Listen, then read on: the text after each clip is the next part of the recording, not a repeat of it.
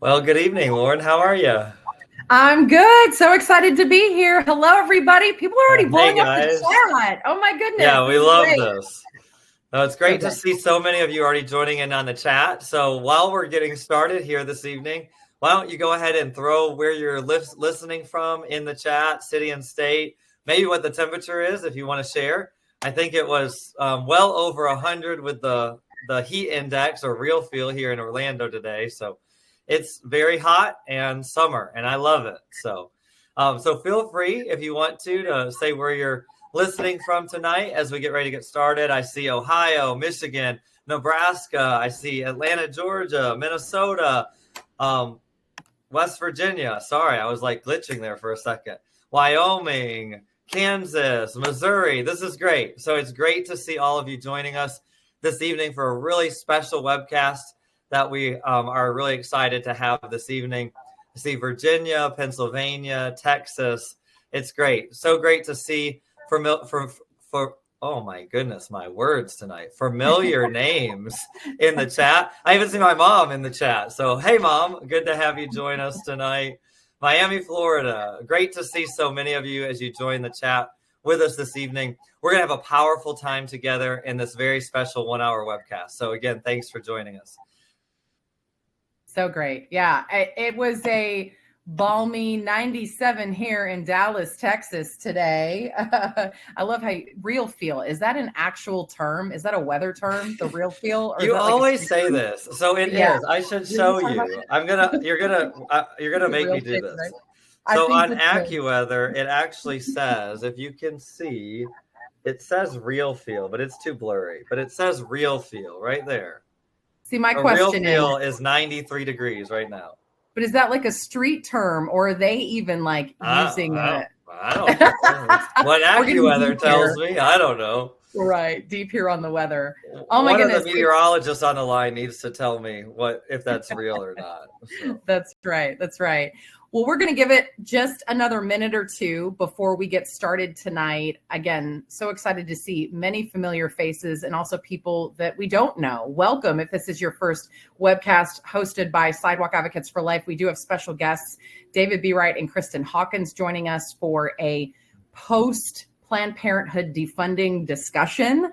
Glory to God for that huge victory, right? So we're going to cover that tonight, as well as abortion, tourism, and post-Roe America. So we have a testimonial for you tonight, a real story from a mom who chose life in the face of a fully funded late-term abortion, both to Kansas and Washington, D.C. You are going to hear a clip of that testimonial tonight, and then what you can do to combat this madness. I can't wait for everyone to hear Maria's testimony and hear what all of us collectively are up to in the movement in being able to move this great work forward and to stop big abortion tourism, big business abortion tourism. It is absolutely unbelievable. So, all right. Well, with that, Nate, what do you think? You ready to get started? Yeah, I think we're just about ready. So I do want to just let everybody know, if I look a little glitchy sometimes with my eye, I did have a 5-year-old poke me in the eye about 2 hours ago, and it's not quite recovered. So apologies for that, but hopefully it'll straighten out and you guys won't notice from here on out. So let's go. I think this is going to be great. We're excited and ready to go. Well, good evening and welcome to Hitting the Abortion Empire Where It Hurts, the bottom line, sponsored by Sidewalk Advocates for Life. Thank you for making time to dig down into why defunding Planned Parenthood is a key to ending abortion and developing a culture of life across America. How a peaceful, prayerful, and law-abiding approach can save lives and witness miracles, and how you can be a part of ending abortion in our country. I'm Nate Robertson. I serve as a board member with Sidewalk Advocates for Life, and it is my great joy to be with you here tonight, along with our president and CEO, Lauren Muzyka, this evening. Hey, so Lauren. Good to see all of you. Thank you so much again for joining us. We have an action-packed night. I'm not going to belabor my hello. I'm going to let Nate get back to it, but thank you for being with us, and be sure to stay with us until the end. There's a huge announcement being made tonight, so I hope you'll hang with us for this 1 hour. So great to see so many of you. Absolutely. As many of you know, Sidewalk Advocates for Life is the nation's largest sidewalk outreach organization And we're nearing an incredible milestone, 25,000 preborn babies saved from abortion through the grace of God. And that's not all. Thanks to the work of loving Sidewalk Advocates, an incredible 104 eternal souls have now left the abortion industry, and 63 abortion facilities have closed their doors for good. To God be the glory. So good. Thank you, Jesus. Yes. Best of all, you guys, these miracles have happened through the power of love and simplicity. Sidewalk Advocates have stood outside abortion and our abortion referral facilities, which, yes, still exist in post-war America and the abortion restricted states. You guys, so many of you, or you've supported this great work, you have seen our Sidewalk Advocates stand there in rain and snow, wind and heat, armed with a smile, a gift bag filled with life-affirming resources and the love of Christ. They have prayed, they have reached out in peace and love, and they've done so without needing to break the law. We can do so much within the confines of our First Amendment rights, and we're able to win hearts and minds that way, right? We celebrate each and every milestone, each and every family saved from the anguish of abortion. But that doesn't mean, of course, that we can get complacent. We have so much work to do. In post-war America, even, praise be to God, with Planned Parenthood being defunded for a period of time, we have work to do. And it's not only the work of reaching out to abortion vulnerable women and men, it's also the hard work of changing hearts and minds about the inherent dignity of every human life, the innate evil of abortion, and the power of a peaceful, prayerful, and law-abiding approach to turn the tide for life. Yeah, that's right, Lauren. Our work is far from done. The Dobbs decision has not ended abortion in our nation, as we've talked about many times. It has only changed the way the abortion industry operates. For instance, in states that have banned or greatly restricted abortion, women can simply obtain a referral to go to an abortion facility out of state. And there are multi-million-dollar abortion funds that will pay for women to take these deadly out-of-state trips.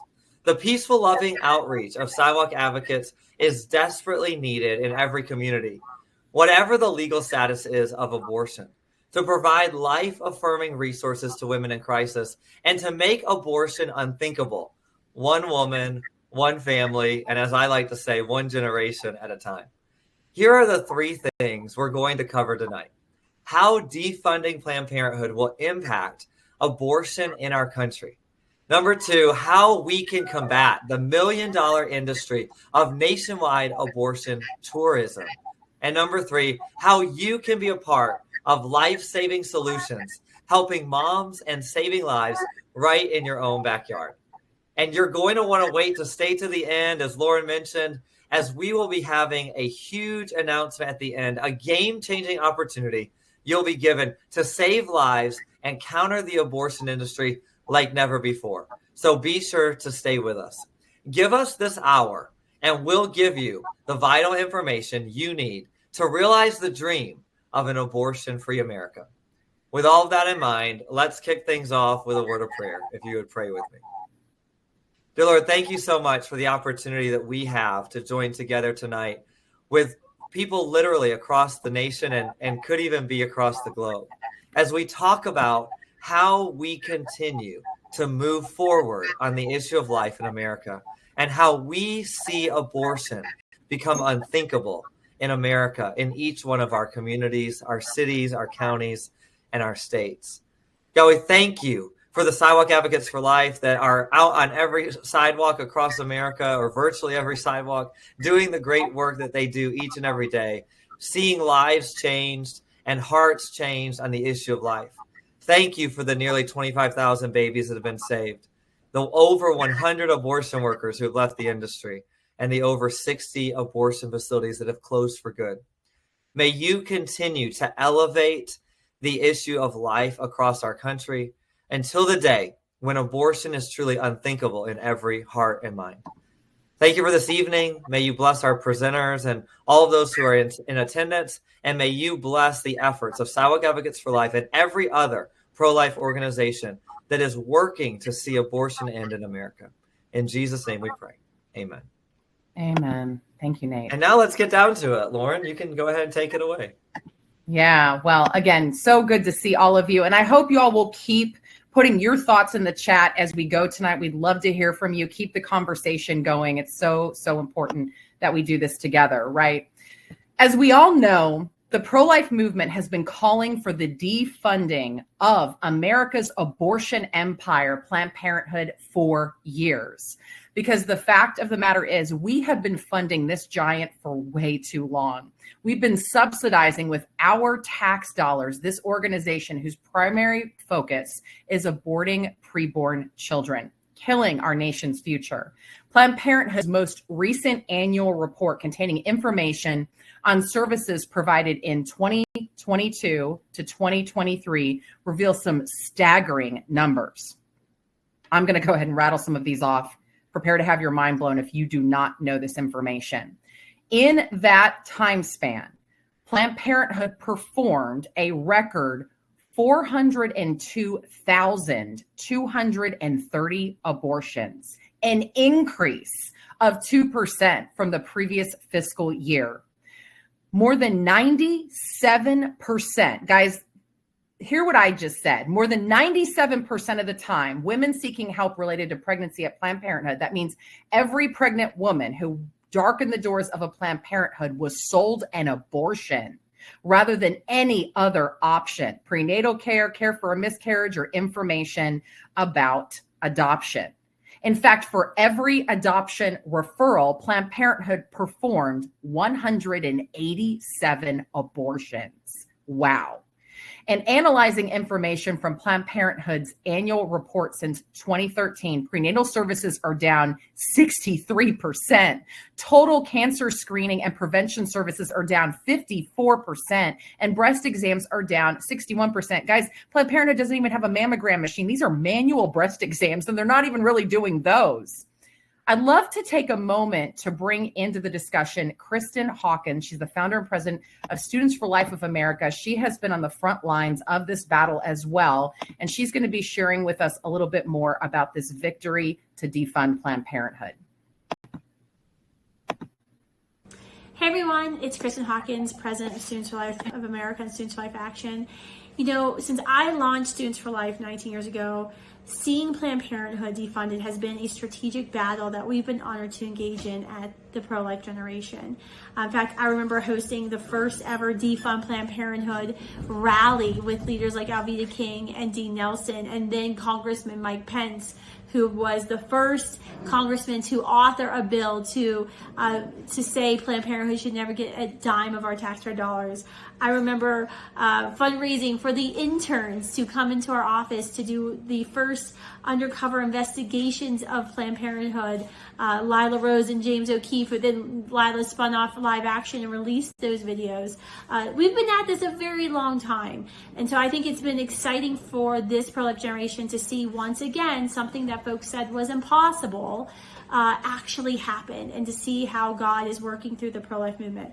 That being said, our job's not done. This was a compromise bill, right? We fought hard to see the House of Representatives put the maximum amount of years of defunding, 10 years in the bill. We were told it was going to be impossible to pass. It wasn't. But then we saw the bill go to the House, and something happened behind closed doors, likely because of the unelected Democrat-appointed parliamentarian, that the 10 years of defunding went to 1 year. And we still don't know exactly why. We were just being told to trust the Republican leadership. So now we've seen this 1 year defunding of Planned Parenthood of 80%, about 80% of their taxpayer funds, the Medicaid dollars, the dollars we've never been able to see defunded. But now it's in federal court, right, where Planned Parenthood is shopped around to one of their favorite judges. You know, they like to say they don't want kings in America, and they certainly have kings. They're judicial tyrants that we have. Now Planned Parenthood is trying to stop the defunding. So our work is not done. And we have another budget reconciliation bill coming up soon, where we're going to be saying again to members of Congress to ensure that Planned Parenthood doesn't get any dollars. So this was a huge victory, though, because it proved what we've been saying for 19 years, that Planned Parenthood can be defunded, that no, we shouldn't be forced to give them our dollars. But it also is a step forward, but not a giant leap, because we know it's only for 1 year. And so we've got to keep pounding the pavement, educating Americans about the violence happening inside of Planned Parenthood's doors every day, talking about federally qualified health centers and more than 19,000 service sites we already fund that provide real care, about the more than 3,000 pregnancy centers and maternity homes that provide real care, because quite frankly, a majority of Americans still support abortion. Majority of Americans still support Planned Parenthood because they don't know all of the resources that are already out there. And if we really want to change Americans' views on Planned Parenthood, we have to show them how much we care and what we do. And that's what we do every day in the pro-life movement. So lots to come, lots more to do in Washington, D.C., at state capitals to defund Planned Parenthood, to educate young people, because we know Planned Parenthood's going to go into college campuses in force this year, looking for more paying clients. We've got a lot more work to do, but let's celebrate this win, take this win today, and use it to really motivate us to keep marching forward. Absolutely. We have to take this win. Thanks so much, Kristen. And we also have to recognize that this is not yet the final victory. Not only do we have to keep pushing for the defunding of Planned Parenthood, we have to remind people that ending taxpayer funding of abortion is not the only reason that we call for defunding. Consider the alleged systematic overbilling and fraudulent practices by Planned Parenthood and their affiliates. Millions of dollars in waste and potentially fraudulent claims billed to Medicaid.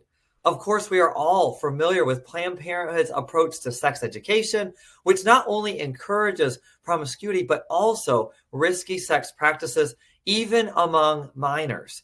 To top it off, Planned Parenthood is a leading provider of so-called gender-affirming hormone therapy. Defunding Planned Parenthood is not about denying women health care. It's far from it. It is about reallocating taxpayer dollars to support legitimate, comprehensive women's health services that do not participate in abortion. As we say so often, the services that Planned Parenthood claims to offer, the good services that people try to claim Planned Parenthood has, all of those are available at other places, federally qualified healthcare centers and others where they do not support and provide abortion. So right now, I'd like to pause for David Bereit, founder of 40 Days for Life and one of the foremost voices in the pro-life movement, to say a few words. Welcome, David. Hi, friends. David Bereit here, Executive Director of the new Life Leadership Conference. The pro-life movement is celebrating a historic, hard-earned victory.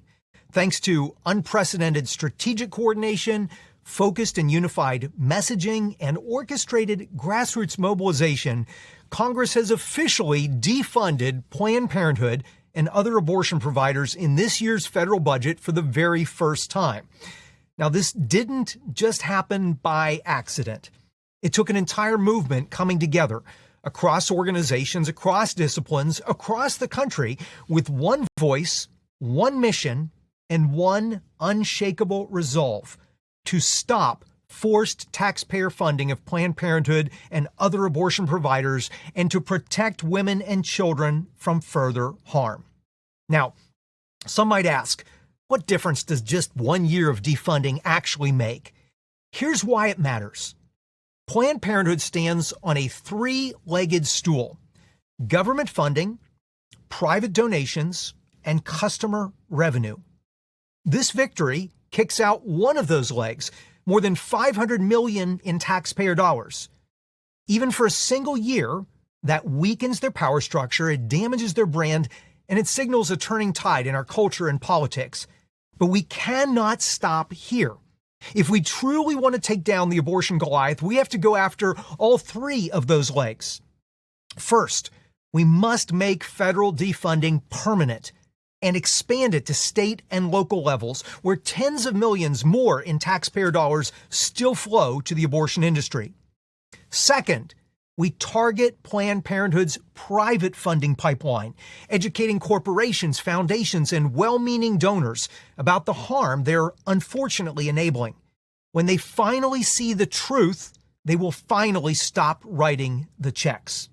And third, we must drive down their customer revenue, the most painful hit of all. And that's where Sidewalk Advocacy is absolutely vital. Every woman reached before she walks through those doors. Every conversation that opens a heart and mind, every person who learns the truth about what Planned Parenthood really does, all of this chips away at their business model. And together, we must work to illuminate the truth about the harm caused by Planned Parenthood, because abortion is not healthcare, and women deserve far better. This is our moment. So let's press on, united, focused, and bold, until every dollar is cut, every lie is exposed, and every woman is met with real hope, real help, and real love. Thank you for being such a crucial part of this fight. And now, let's finish the job we've started.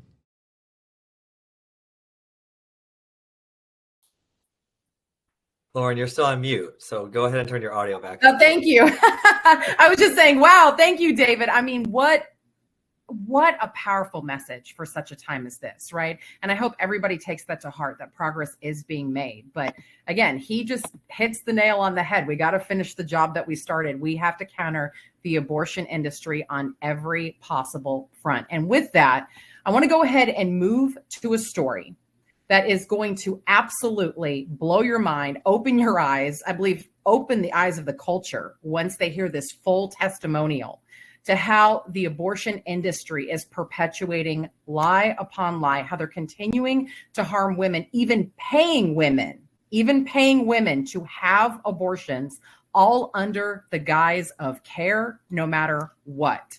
Guys, hold on. Like if you're tempted to turn off the webcast to go yell at the dog or something like that, trust me on this, do not do it.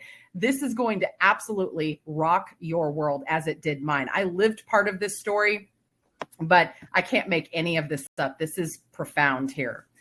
A few weeks ago, we celebrated the third anniversary of the Dobbs decision that overturned the infamous Roe versus Wade case, an incredible victory after a half a century of fighting to protect the right to life. When the reign of Roe ended, we knew that states would respond in different ways, right? Some states have limited or even virtually banned abortion. Some allow abortion to a certain point in pregnancy or under certain circumstances. And then other states have doubled down, even enshrining abortion in their state constitutions until the point of birth. What we didn't foresee, at least to the crazy extent that we are seeing it now, was the advent of abortion tourism, that the abortion industry would respond to the end of Roe by developing a system.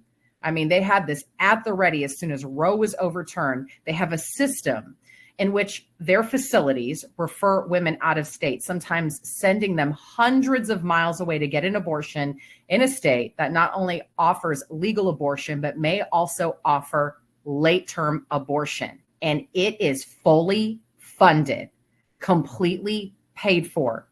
The abortion industry, as we speak, is updating their strategies to more efficiently funnel mothers in crisis through call centers and abortion referral facilities to the next nearest abortion facility, sometimes 300 or 600 miles away.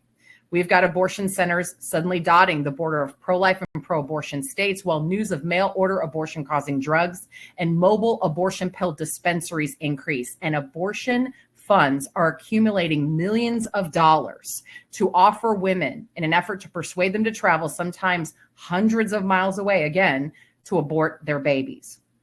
One of those women that we recently helped is named Maria. I encountered her right here in my own backyard, my own community of Dallas, Texas, when a friend of a friend shared Maria's predicament with me. No one can speak more eloquently to this story than the very woman who lived it herself. So what we're going to do is we're actually going to play a clip of Maria's testimonial. The full testimonial will be coming out this Friday on our podcast, The Lauren Muzyka Show. It's going to debut on the Sidewalk Advocates for Life Facebook page YouTube channel, wherever you get podcasts, at 9 a.m. Eastern, 8 a.m. Central, again, this Friday. But we're going to give you a powerful preview right now and tell you about a whole new direction that Sidewalk Advocates for Life is about to go. This is about 15 minutes, but she's going to keep your attention. Hang with us. And I want to go ahead and share a part of that testimonial right now. And they were like, yeah, but you know, it's expensive. When she told me $9,000, I was like, I don't have that kind of money, you know? I think that day I had like $50 in my bank account. I called them at 9 in the morning. By, I want to say 3 o'clock, you know, they had everything for me already. They said, don't worry, you know, we have different groups that are willing to help, that, you know, help moms in crisis. That's what they call it, moms in crisis. And they were like, we'll pay for your gas money. If you need to fly somewhere, we'll pay for the hotel, meals, everything. Child care for your other kids. She was like, let me go ahead and schedule you for a clinic in Kansas, which is closer to where you live. And I was like, but I've never been outside of Texas, you know? And she was like, don't worry, we'll walk you through the whole process. I will, you know, when you get ready to get on the plane, there's going to be somebody in there on the phone with you telling you what to do. I mean, they just made it seem so beautiful. Yeah. And I remember she sent me $200. She was like, are you struggling with anything right now? And I said, well, you know, I don't have no money. I only have $50 in my bank account. I remember, you know, she said, can I sell you some money for whatever you need? When I tell you, I got that money so fast, and I went to pay my water bill because I felt so blessed. Yeah. And at that time, I was like, I think God wants me to have an abortion because look at how this all got lined up so fast, right? I get out of work, and by 6 o'clock, they call me again. And they were like, Maria, we have great news for you. She was like, everything's paid for.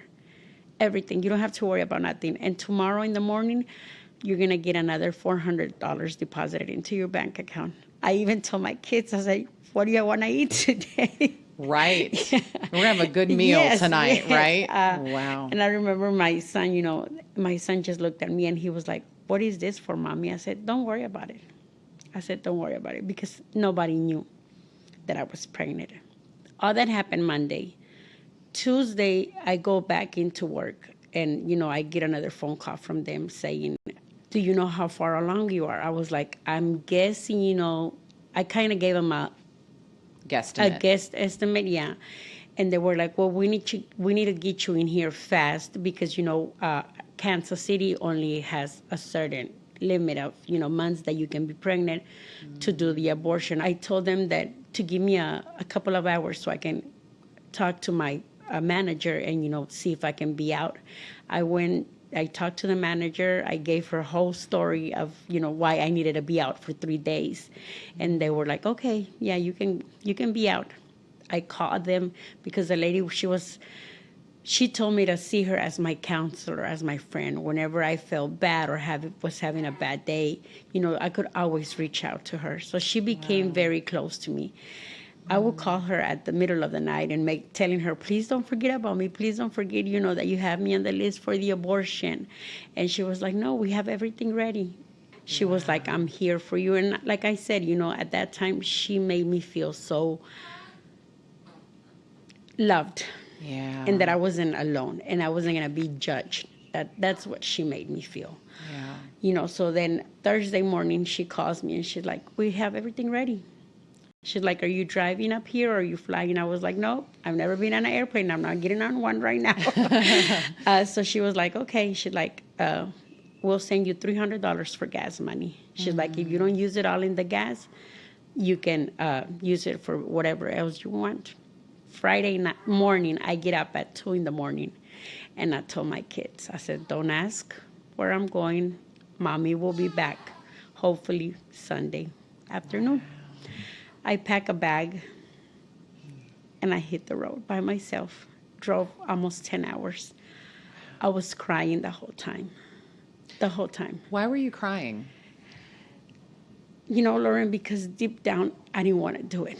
But I didn't have any other choice. I kept thinking about what am I going to do? And, she kept calling me every hour to check up on me, see how I was doing. Really? Yeah. She's calling you every hour. She was so nice. Like I said, she was so nice at that time, Once I, park, they called me again and they were like, Maria, we're going to send you $700 more. Because, they wanted to make sure that I was going to actually be at the clinic. I don't know why, but they want to make sure that you're at the clinic already before they send you all the money. When I first walked in and opened the doors, to see more females like me, some of them as young as 16 years old with their mothers in there. And you can tell that they're in desperate need. Yeah. Yeah. Because most of us are low income people. Yeah. Yeah. And the money that is offered to you at that time, for us, it's a lot of money. Hearing women, say, because I remember I was sitting next to one and she said this was her 4th abortion. I was like, God. Wow. 4th abortion, fully paid for. Fully paid for. Yeah, you don't pay for nothing.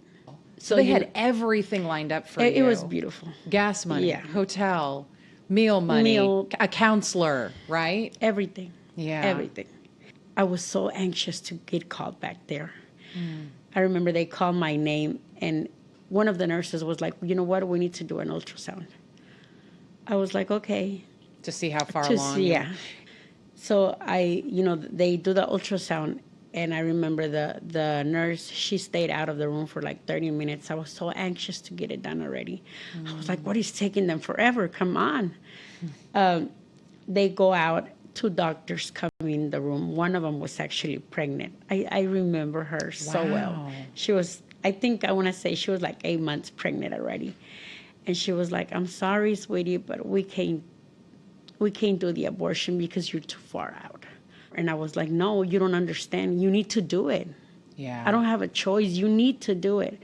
She was like, I'm sorry, but we can't. It's against the law.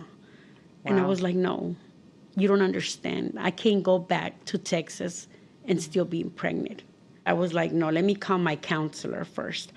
So I get dressed, I storm out of that clinic, and I sit in my car, and I call her crying. And she was like, no, Maria, don't worry. There's still hope for you. And I was like, please help me. And I remember I begged her. I said, don't leave me alone. Please, don't leave me alone. Yeah. She was like, let me call some places, go to the hotel, get some rest, get you a good meal, enjoy your stay there. I stayed there that whole day. The next morning, I get up to come back to Texas, and I get a phone call from her. And she was like, Maria, guess what? I said, what? She said, I have great news for you. They're going to do the abortion in Washington, D.C. And I was like, okay. I didn't think of it twice. She gives me a number to call that clinic in Washington, D.C. And they were like, well, the abortion here is over $20,000. I was like, no, there's no way, no. So an abortion that late term. Yeah, it's $20,000. They told you $20,000. She's like, because it's a whole different procedure, it's a full baby already. She was like, are you okay? I was like, I'm very scared. She was like, you know what? Let me send you $300 more. I was like, God, keep the blessings coming, You just felt like yes. This woman was sent to you to... It was Christmas for me, Wow. It was Christmas. So much. So, I get the $300 and she was like, I'm going to call some people, there's a lot of help out there. She's like, don't feel like you have to pay the $20,000. She's like, we'll help you out. She's like, there's a lot of organizations out there that are willing to help you. She's like, and we will pay everything again. We will pay for your flight. We will pay for your hotel. We'll pay for daycare money. We'll pay for your kids' meals, your meals. And, any extra money that you need, we'll have it covered for you. The next day I go to work and I get a text message from this lady. She was like, Maria, we have great news. We found an organization that's willing to pay for everything. And was this still the Bridget Alliance? This was, yeah. Okay. It was the Bridget Alliance, and it's another one. I have the name on my phone.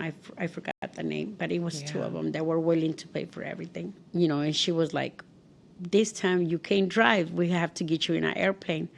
I was like, but I've never been in an airplane before. I'm scared. And, you know, she was like, don't be scared. I will guide you through everything. I will be with you on the phone through everything. She was like, just send me a picture of your passport. She's like, do you have a passport? I was like, yeah, I'm a USA citizen. She was like, okay, that's all I need. She's like, I'm going to book the flight. I'm going to have everything ready for you. I will pay for the Uber to get you to the airport. I was so happy because I was like, oh, thank God this is going to come to an end. I couldn't stand him moving inside of me no more. Whatever, I remember I used to call it whatever it is. Whatever it is that's moving inside of me, I hated it so much. You were trying to push it away because you were so in crisis. Couldn't see a way forward, right? Yes. I remember she told me, you know, because I told her, how does the process work? Because I didn't know how abortions work, you know. Yeah. All this time I thought it was, you know, you just take a pill and that's you just it. bleed. Simple. And you just bleed and that's it. You don't even know what it is. Right. But I guess because I was so far out, when she explained to me, I was like, oh my God. And she probably gave you a real broad view too, right? She was like, but don't worry, you know, it's still, it's not a baby yet. Huh. It's not but, a baby you know, I yet. still have it. I had it in the back. So I go on the phone and I'm like, you know, how does a baby look at 25 weeks pregnant?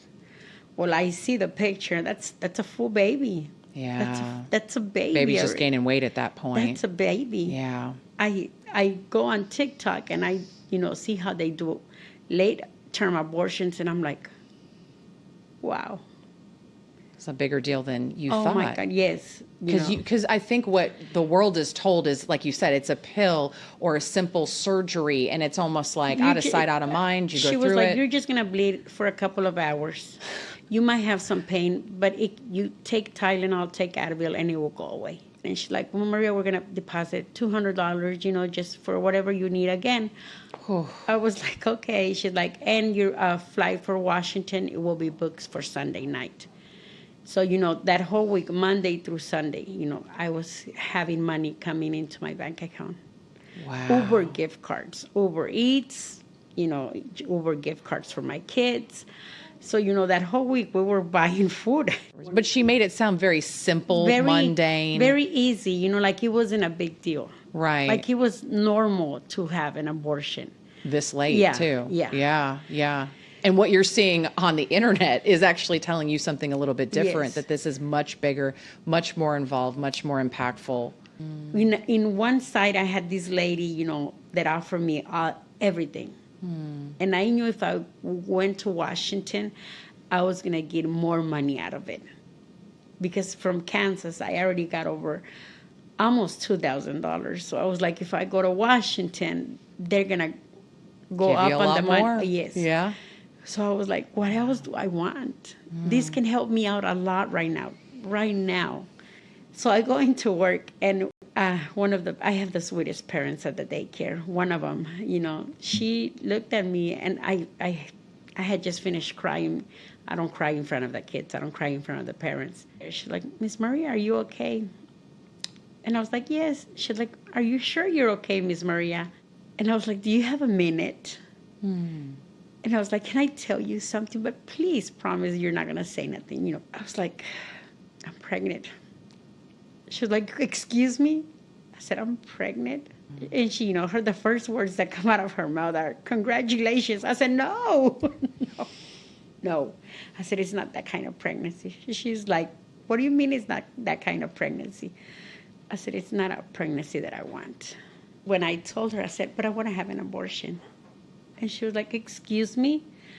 She's like, I'm not going to judge you. She's like, it's just, you know, I guess he caught her by surprise. She said, can I ask you why? I said, well, you know I'm here at work all day. You know, I'm a single mom.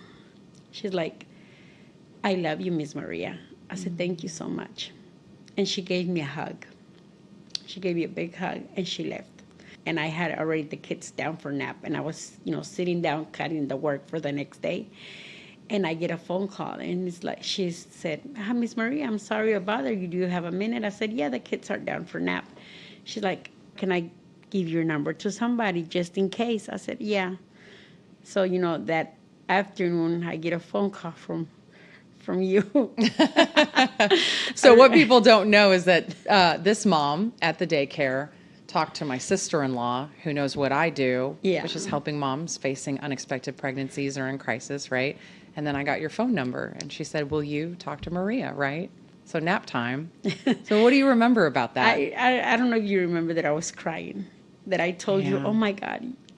I remember I told you, I was just asking God for just to send me something not to do the abortion, because I really want to do it. I don't want to do it. I remember, you told me, you were like, I'm not going to judge you, Maria. And you asked me, why are you so desperate? And I told you, because financially I can't. There's no other word or any other excuse for it. Financially, I cannot. You're in survival mode. Yes. Yeah. So I did, I called them, and the lady was like, but why do you want to cancel it? And I told her, because I'm not ready. I said, but I spent most of the money that you gave me. So, then at that point, I kind of felt like I was now forced to do it because I had spent some of the money. How was I going to pay that money back? And a lot of women feel that way, that many times they want to change their minds. Now in a way, I see it like it's a business. It's a business. Yeah. And because you use that money to pay for bills before you go, and then you feel like if you cancel it, now where am I going to get the money from to pay them back? And I was so scared for it. I was like, where am I going to get $700? Because I had already spent $700. So I called them, the lady tries to, be like, no, we're going to help you out. No, nothing's going to go wrong, because I gave her the excuse of, I'm scared, that something's going to happen to me. She was like, we're not going to leave you alone. We're going to be with you throughout the whole process. After the process, if you need therapy, we will offer you therapy. So she's starting to push now. She's starting to push for you to keep the appointment. She was like, but she was like, let me tell you something. She's like, if you don't want to do it right now, Washington does full term, which at that time I didn't know what full term was. And I remember I asked you, I said, well, how does the full term abortion work? And you told me, well, they, basically it's a whole baby that they pull out. Right. It's a 2-day procedure. Or sometimes even 3. Even 3 days, because she told me that I had to be out for work for that whole week. And the best part of it, they were willing to pay for that whole week of me missing work. So they were going to replace that money as well. That whole week. Wow.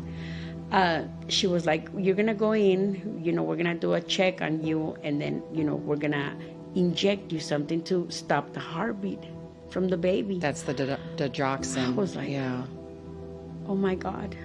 So it is a baby inside. At first they didn't want to tell me it was a baby. And never in the conversations that we had, she never used the word baby. Interesting. Yeah, the word baby was never used in there. None of that is mentioned. Wow. It's always 26 weeks. A fetus, and it's a heavy period. Gosh.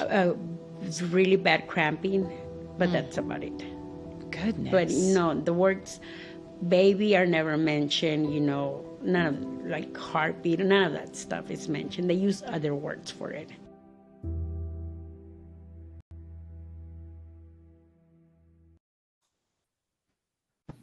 Wow. I'm at a loss for words. That's a powerful story, and that's just part of it. Many of us have heard about abortion funds before. And many of us are familiar with the way that the abortion industry hounds women, almost urging them to abort their preborn babies. But I am so thankful to Maria for sharing her story with us so that we can truly understand the lengths to which abortion supporters will go to maintain this culture of death. Oh, it's so funny. I lived part of that story, and rewatching part of her testimony and sitting there with her and unpacking more of her story, I'm getting choked up all over again. I don't know if we heard the evil that was in that testimony. I showed part of this testimony to some family friends the other night. And at the very end, it became like a joke around the house. Like, oh, Lauren, are you having a hard time? Here's $200. Lauren, do you need help with something? Here's another $350, right? I mean, she was bankrolling it here. It was like, are you having a hard time? Here's another $500, money, just to complete the abortion. At one point she even asked me, she's like, Lauren, why are they working so hard to get me to reschedule or to even eventually schedule a full-term abortion in Washington, D.C.? And I said, well, Maria, we've got it on pretty good word that at some point here, at the very least, the abortionist gets a kickback or a commission for every abortion completed across state lines. This is a big, bad, dirty, evil business. And I'm so grateful that Maria was willing to share her story to open people's eyes. And I pray that it opens our eyes. I think so many of us who do this work full time, we can just kind of go about our day and hop back on the computer or, have some time to visit our teams out on the sidewalk. But we have these moments where we just stop and realize the weight of what is before us. And of course, how much more that Christ has conquered that sin and death, and how much more we need to bring his light to all of these situations. I believe that this has done this for some of you tonight, right? And I just want to thank all of you once again for being here, to take time out of your busy lives and schedules to be here because you care about life. You care about these mothers, you care about these children, these families in need. This is real stuff, guys. Every day in Sidewalk Advocates for Life, we are meeting Maria on the sidewalk. We are meeting these families, these broken and hurting families on the sidewalk. And I just want to thank all of you who have given us so much support through the years here at Sidewalk Advocates for Life, the host of this event tonight. As Nate said earlier, Sidewalk Advocates for Life, by God's grace, has become America's largest sidewalk outreach organization. We train, equip, and support people like you who have a heart to go to the darkest places in their communities, the local abortion or abortion referral facility, and offer those loving, life-affirming alternatives. And here's what God has done so far. And I'm getting ready to tell you about, again, a big initiative that we're getting ready to launch that is absolutely going to take Sidewalk Advocates for Life in a new direction. We're going to keep doing exactly what we're doing, but we're going to be adding something huge tonight. And I want all of you to be the first to hear it. Again, so far, this is what God has done through people like you who have given of their time, talent, and treasure. 24,532 irreplaceable, precious babies saved. 104 eternal souls who have left the abortion business with the help and witness of a sidewalk advocate, and over 60 abortion facility closures. Because when you help enough women and you help enough workers, it's hard for abortion facilities to stay open. And of course, God gets the glory for that because it's his light, his love, his peace, his joy that we're sharing on the sidewalk. He's worked through so many of you who have given your powerful yes. And again, thank you for your yes. And yet, as thankful as we are for these incredible miracles, we know that we still have work to do. And I kind of want to show you what I mean through a visual here. Let's see if I can get this to pull up. So let's see if it'll share. Actually, we're having trouble with it sharing. So let me go ahead and click out of that. If you want to be sure that you don't click away from the webcast, but if you are on a computer tonight and you're able to open a separate tab, you want to go to sidewalkadvocates.org/post-row.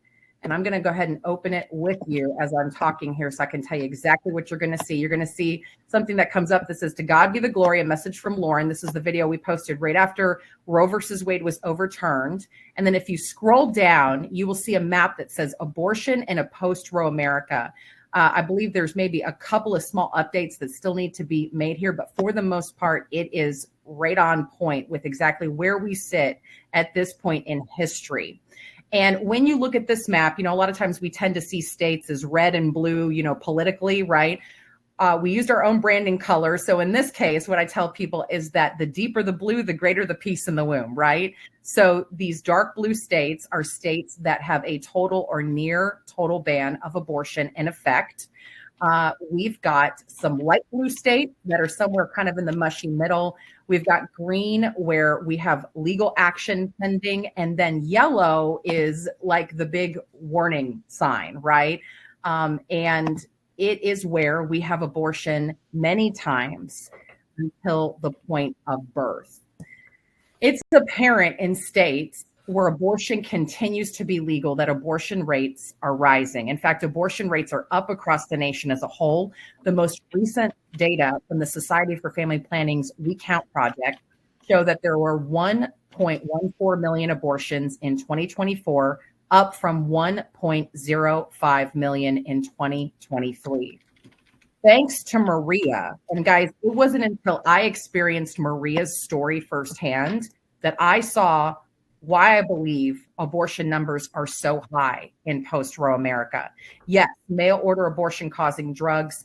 We're going to combat that as well. We're getting ready to deploy a team of online sidewalk advocates who are going to go into chat rooms and interface with women who are asking where they can get the abortion pill and get them to our pregnancy help partners, right? But another kind of missing part of this puzzle was abortion tourism, right? Led by Abortion Goliath Planned Parenthood. They have mobilized a community to send women from states where abortion is banned or limited to states where abortion is legal. Now, if you remember from Maria's testimonial just a bit ago, Maria was first sent to Kansas, and an ultrasound revealed that her pregnancy was too far advanced for her to receive a legal abortion there. And I actually think that was such a God thing, because we actually hear that a lot of abortion facilities will go ahead and do an illegal abortion. In this case, this one followed the law, thanks be to God, because it actually helped to save her son's life, right?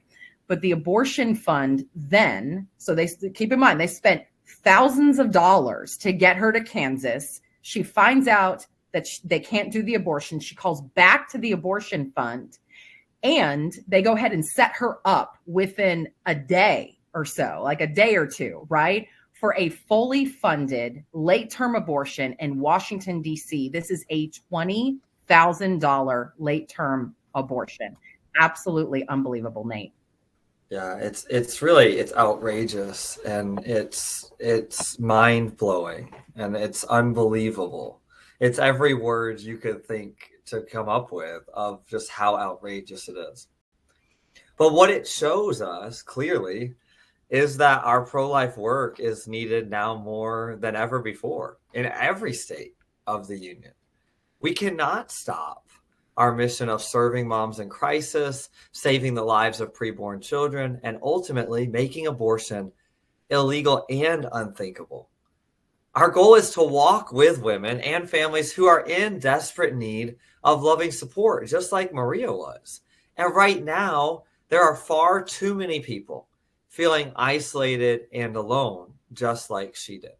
Whether abortion is legal, limited, or banned in a state, there is an incredible need for peaceful, loving, well-trained outreach teams to serve outside of every facility that provides or refers for abortion.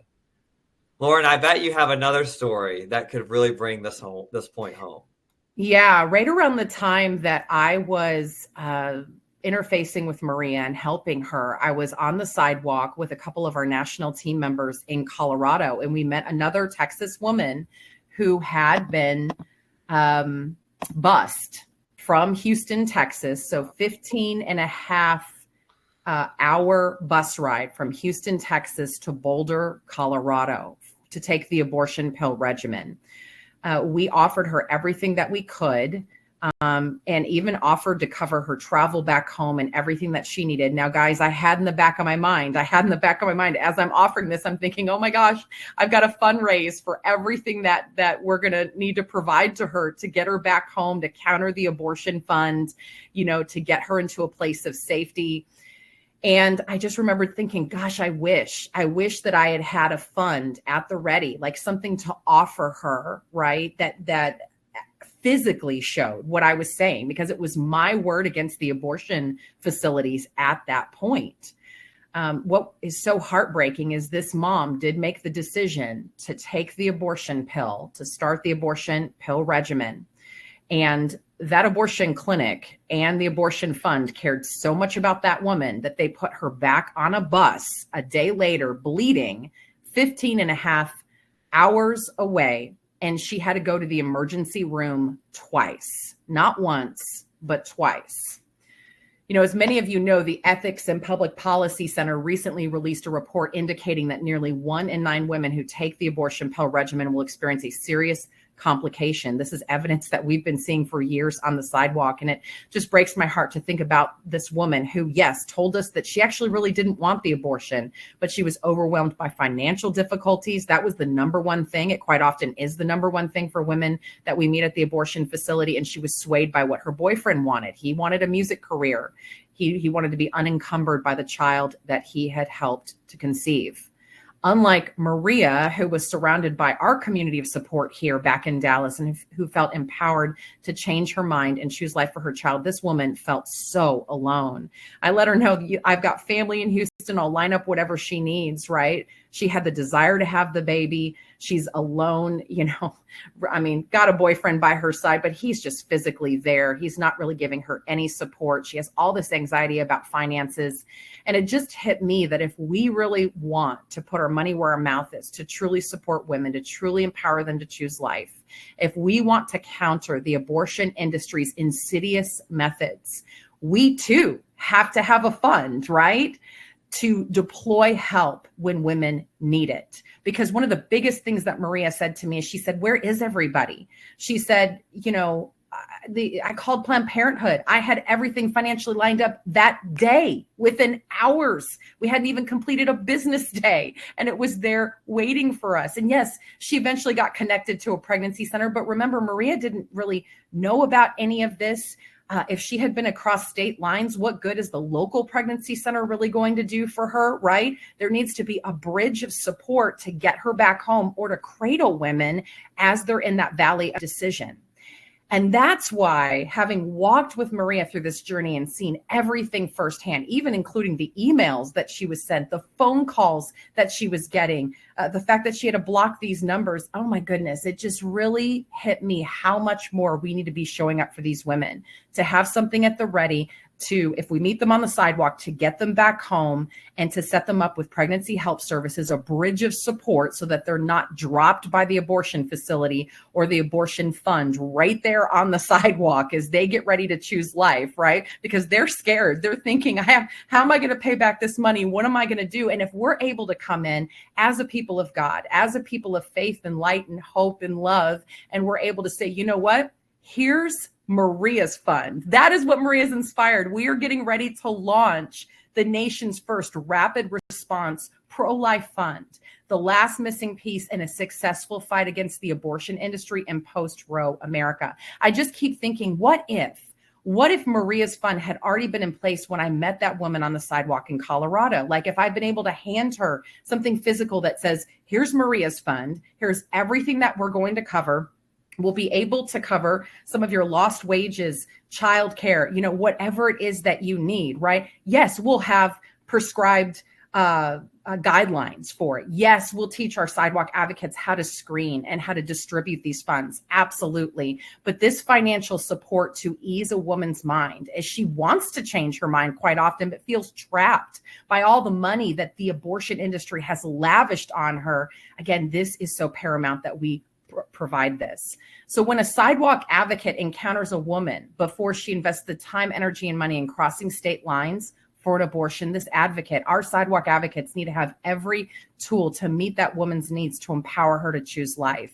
And again, when we encounter someone far from home, women who have been referred out of state to somewhere the abortion industry is conducting business as usual, they need the capability of countering these abortion funds overwhelming resources by offering to pay those women's way back home where they can be served by the local pregnancy resource center that we can connect them with, right? So that gap is there. And if we are not able to provide that support, a lot of women feel like they can't turn around. And we never want that to be the case. So, okay, here's the big announcement. Here's what you can do to help immediately.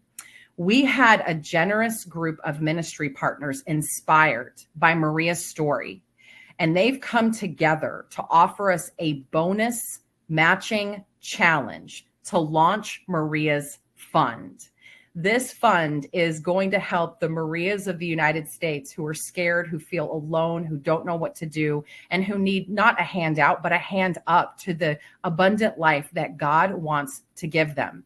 Every gift that you make tonight and over the next couple of weeks is going to be instantly doubled. But yes, there's a deadline because we have got to respond well here in post-war America. We've got to get this fund up and running and into the hands of our Sidewalk Advocates. And with this fund, we're going to be able to uniquely train our Sidewalk Advocates to screen and to provide this. And we predict this is going to save thousands of lives. So here's what you can do to make a gift. There is a button that should be in front of you that says offers. You can go ahead and click that, and it says double your life-saving impact, limited time matching challenge. You can make a gift. And if you make a gift tonight, I will go ahead and get a notification, and I'd love to say your first name and your state. I would love to at least give you a shout out because you will be part of making history tonight. This Maria's Fund is something that is so needed, right? And I'm so excited to be able to tell our advocates in the coming days, it's ready. We're ready to meet women on the sidewalk. We're ready to counter the abortion industry, these abortion funds effectively in post-war America. So again, I would love to invite you to be a part of helping us to make history, the nation's first rapid response pro-life fund that's going to be at the fingertips of every sidewalk advocate to offer this right away, to not wait, right? Remember, these women have already, in many cases, traveled across state lines, and they just want somebody there to tell them not to do it, and also to cradle them financially and with care as they look to get back home and get set up with their home pregnancy center, which again can take the journey over from there, right? Now, as many of you are discerning your gift, again, you can click offers, then the make a gift button, and it will open a separate screen to get to where you can make your gift. Everything is tax deductible. No gift is too small, no gift is too large, and it will be instantly doubled, right? Instantly doubled, but only for a time. As you're discerning your gift, what I want to do is go ahead and play just 2 more minutes of Maria's testimonial about why this is just so desperately needed. So let me go ahead and pull that up right now.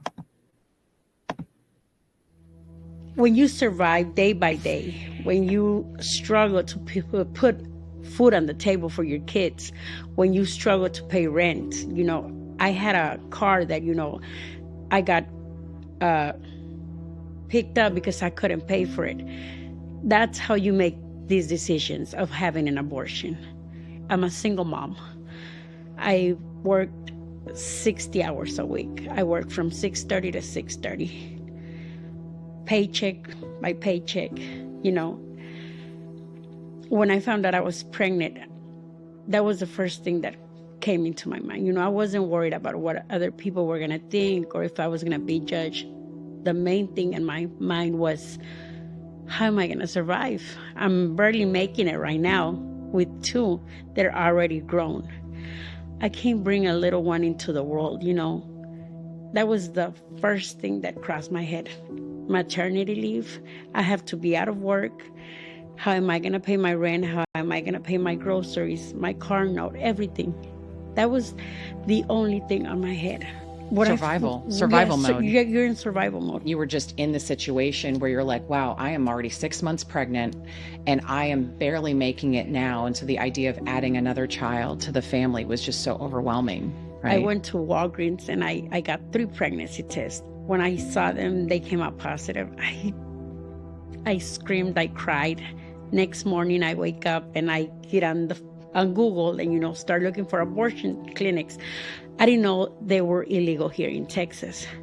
So I find, you know, one that says Planned Parenthood, and I call, and they were like, well, we can't do it here in Texas, but there's so many options for you. You say that there's people that want to help, but where's the help at? You know, where's the help when we need it? They're Planned Parenthood, all these other, you know, clinics are willing to help you. They send you the money in a blink of an eye because they know you're in desperate for the money.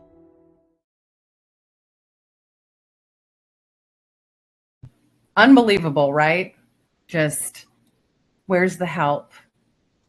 I mean, Planned Parenthood made a phone call. And again, it wasn't even the end of the business day and everything was fully paid for. And I just think as a people of God, as a people of faith and conscience, how can we sit idly by and let us be outmatched by the culture of death, by America's abortion empire? You know, I don't believe in that we need to give women new cars or anything like that. Like, we don't need a whole lot of luxuries to be happy.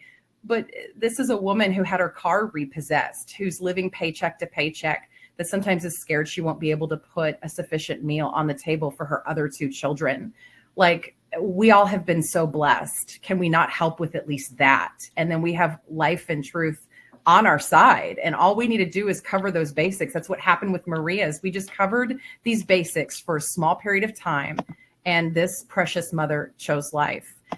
And so again, as you all are discerning your call tonight, whatever you can do, whatever generosity that you can give towards helping us to make history, that there is nothing like this in the pro-life movement, the nation's first rapid response pro-life fund. And one other thing that I'll let you know, this is hard to talk about. This is hard to talk about. Many of you heard a few months ago that we were so blessed to get the news, all of us in the pro-life, pro-family community, that the nation's most late-term abortion facility, Dr. Warren Hearn's Boulder Abortion Clinic, had closed its doors for good. They did abortions later into pregnancy than anybody, any facility, right? This man, since Roe had been the law of the land for nearly 50 years, he had been killing babies just before birth for any reason, right? Any reason's not a good reason, but he did it no matter what. Elective abortions, women walking in there at 35 weeks, 38 weeks to take the life of their child. And we just found out that this is just a handful of weeks ago that this news hit, that his staff is getting together. They have launched a fund to reopen America's most late-term abortion facility in the country. They have already raised thousands upon thousands of dollars to kill late-term babies. And my question is, do we believe in this movement so much that we are willing to sacrifice, that we are willing to put our time, talent, and treasure on the line? Do we really believe, do we know that this is working? And are we willing to rally as a family and a community and say enough is enough? We are going to counter this with the best of ourselves, right? So important. Well, whatever you all can do tonight, if you want to hang on the line for a second, I'm going to have Nate close us out in prayer and to pray over our sacrificial giving, whatever it is that the Lord may be calling us tonight. And again, I don't know what a sacrifice is for you. Maybe $10 a month, $25 a month, maybe $2,500 tonight. A special gift of $5,000 is a sacrifice for you. Just know that I'm so grateful for whatever you can do. But I'd love to give you a shout out here in just a second. I'm just going to say first name and state, right? So I keep your confidentiality, but I do want to thank you. If you are able to help us tonight, I want to give you a shout out because we're about to make history tonight. There's nothing like this in the nation, and it is so desperately needed.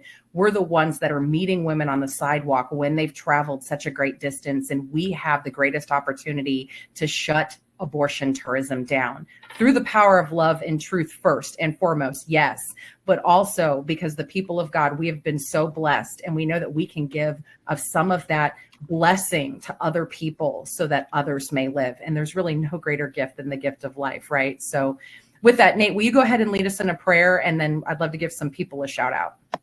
Yeah, absolutely. Let's pray together tonight.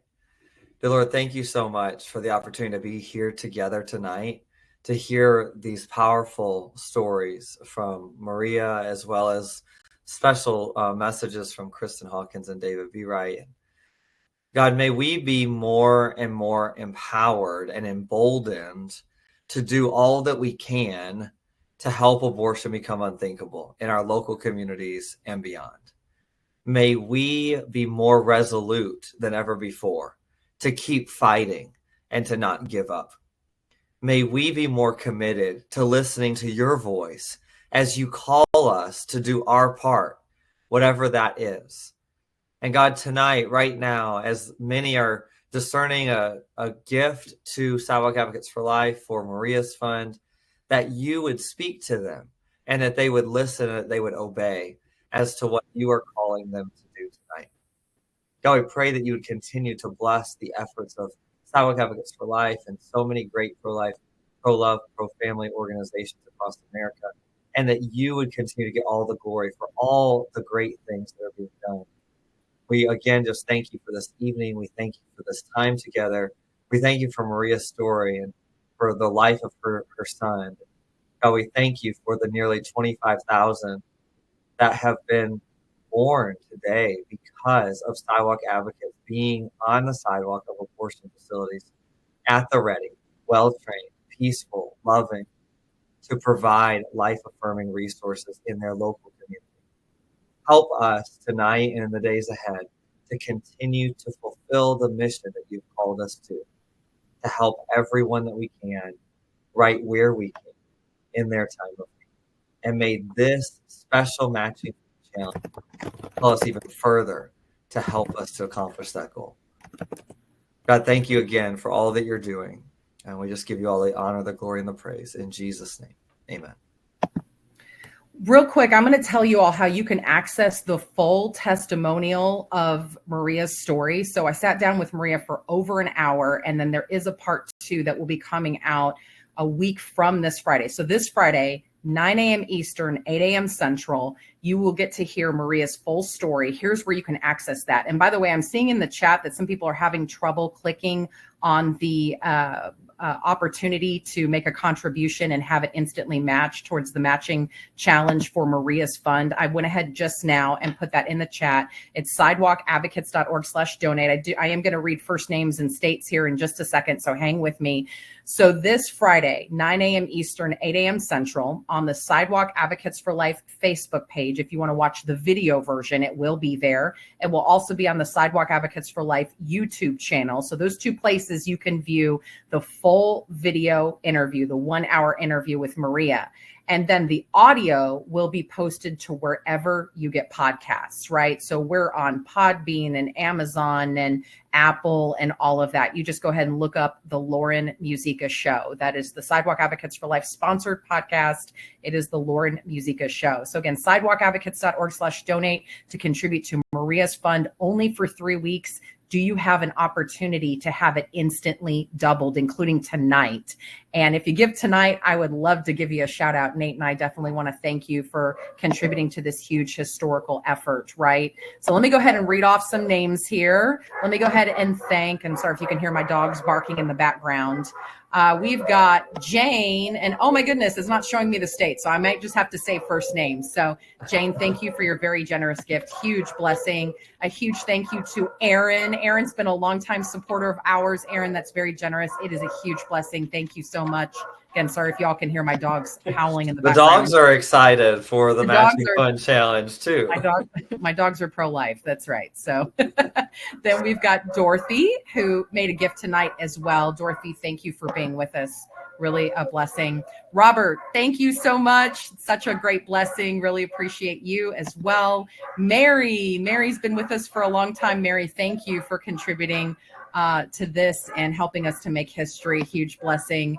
Debbie, this is my sister-in-law. I can say hello. She actually was the middle part of the bridge that got Maria over to me. So it was Sherry, Debbie, and then me. So not for Debbie reaching out, this whole story wouldn't have even happened. And she's also contributing financially because she knows Maria's story and she's lived part of it as well. This is so beautiful. Deborah just gave. Let's see. Oh, so beautiful. She says, please tell Kristen Hawkins, my son said hello. He's a Texas State rep and he has fought this fight for me. Oh, wow. You raised an amazing son. Thank you, Deborah. This is such a blessing to have your support and have you with us tonight. Kristen, thank you so much for your gift tonight, Kristen. Huge blessing. Tracy as well. Really appreciate you. Thank you so much for being a part of all of this. Melissa's on our national team and she gave because again, she knows the story and it's so important that we, give in any way that we can, right? Melissa knows that. And so really appreciate you, Melissa, as well. And then Nelson, we really appreciate your gift as well, your sacrifice as well. I'll hang on here for another minute. If anybody else wants to make a gift, I would love to give you a shout out. Again, the website to do that is sidewalkadvocates.org/donate. sidewalkadvocates.org/donate. The link that Nate put a little bit earlier in the chat, sidewalkadvocates.org/give, is also the bigger giving page. The powerful thing about that page is it gives you a whole bunch of different options to give, including Venmo. We do have Zelle as well. You can look up Sidewalk Advocates for Life on Venmo and Zelle. And so I think Dolores in the chat just said she actually donated to another great pro-life organization. You know what, Dolores, that's a huge blessing. So I'm sure that they appreciate that. We appreciate that. So again, sidewalkadvocates.org/donate is the direct link to give. We'll hang out another minute here if anybody else wants to give. But please be in prayer for us tonight, because we need to raise, I don't know if I said this, we need to raise over $1 million to make this fund workable, right? We've got over 280 sidewalk teams in front of abortion and abortion referral facilities across the nation. And this fund, I mean, it's got to be big if we're going to be offering this at the ready for women in crisis. This is a really, really big deal to be able to allow our sidewalk advocates to use this instantly, right? And to be able to help women to transition back home to their home community. Yes, get set up with their home pregnancy center and the services that are available there in the local community, but we need the bridge, or a lot of women will not take that leap of faith to abandon their abortion appointment, to tell these big abortion funds that are hounding them after they cancel their appointment, because they drop them if they do not go through with the abortion. They do not continue that funding, right? So how much more do we need to be there to receive these women, to give them a bridge of care and support as they look to get back home and set up with their home pregnancy center? So Nate, as we get ready to close out here, any closing thoughts that you want to share? You know, I just think just the power of what we continue to do each and every day, right? As people around America continue to empower women to make a choice for life in the midst of so much challenge that they may be facing. And the opportunity that everyone has, wherever you are, to be a part of praying for life to continue to win in America, and to be a part of giving in whatever capacity you can, as you continue to hear how the reach continues to grow of what can be done when each person just says yes to what God is calling them to do. You know, stories like Maria's are so powerful. I can't wait to be able to watch the entire interview, and I hope that everybody else will make sure to do that. And let's make it go viral, right? Let's get Maria's story out there to everyone across America, because there's stories like that each and every day that are just waiting to be told, waiting to be encountered with the resources, with the love, with the care that people need. You know, I've said for many years, and I think another organization had said this way before I did, but abortion is the ultimate exploitation of women. It is something that it preys on their vulnerability, preys on their situation, preys on the challenges that they're facing, and makes them feel like they have no way out but abortion, until they are left with the consequences of that they have to deal with in the aftermath, and healing for an abortion after the fact that most of the time these women did not want. They just felt so pressed into it. So tonight you have a great opportunity to be a part of helping us to make sure that Sidewalk Advocates for Life is resourced to be able to help with this immediate need fund, Maria's fund. So really exciting. Okay. Yeah. Thank you, Nate. And again, the full testimony, the 1 hour interview, I mean, part one is 1 hour, right? And then the following week, it's about 30 to 40 minutes. We go ahead and bring in another voice, the beautiful Diane Powers, another friend that came into the journey. We held a baby shower for Maria here in Dallas, and we're going to be featuring some of those pictures on social media in the coming days. And Diane met her at the baby shower, had a kind of a similar testimony to Maria, and they bonded like crazy. Diane is a mother and a grandmother and a wonderful pro-life advocate. She's been part of the journey, so she's going to be on part 2 of the interview a week from Friday. So again, you can go to the Sidewalk Advocates for Life Facebook page, the Sidewalk Advocates for Life YouTube channel, and wherever you get podcasts to hear Maria's full testimony this Friday and next. It's all on the Laura Muzyka Show, the podcast sponsored by Sidewalk Advocates for Life. So you can look forward to that. Thank you all so much again for joining us this evening. We really appreciate all of you and the sacrifices that you're making so that others may live. I do have 2 more people to give a shout out to. I want to give a huge thank you to Kathy. Kathy is a longtime pro-life leader out of Missouri. She's amazing. She gives not only her time on the sidewalk, but of her precious treasure. So grateful to you, Kathy. And again, I know so many of you can't get to the sidewalk because of your particular vocation or station in life. And so many of you give and you keep this vital work going. I'm so grateful. And then I also want to give a shout out to Jen, who made a gift as well just now. So we are off to a great start here with Maria's Fund. Y'all, we are going to need a lot of help to be able to make this a reality before we can even offer it to our sidewalk advocates. And babies are dying every day. Women are going across state lines every day. Please tell your friends and neighbors about Maria's Fund. Share the interview when you get a chance to get a hold of it this Friday. And please tell people we need help if we're going to launch the nation's first rapid response pro-life fund that will be a bridge of care for women who have traveled across state lines and need to get back, set up back home to continue to choose life for their precious children, right? Because the abortion industry is calling them. They're hounding them. They are trying to get them to reschedule so that they can pad their bottom line. And it is a sick and dirty business. And if we don't show up with the best of ourselves, we're going to lose a lot of these children and these families. And so thank you for whatever you can do so that we can combat big abortion tourism in post-Roe America. Just know that we so appreciate you. All right. Well, with that, let's go ahead and trade prayers tonight with each other. Please pray for us. Know that we pray for you, and we will keep you posted on social media as well as through our email on the progress that we're making on the matching challenge supporting Maria's Fund in the next few weeks. Thank you so much for being with us tonight. God bless you all. If you have, if you want to keep track of the journey, go to sidewalkadvocates.org and you can sign up for emails there and get plugged into our social media. We'll keep you posted. Thanks, everybody. Have a wonderful evening. Thanks, have a Nate. great evening. Bye-bye. All right. Bye-bye. Bye, Lauren.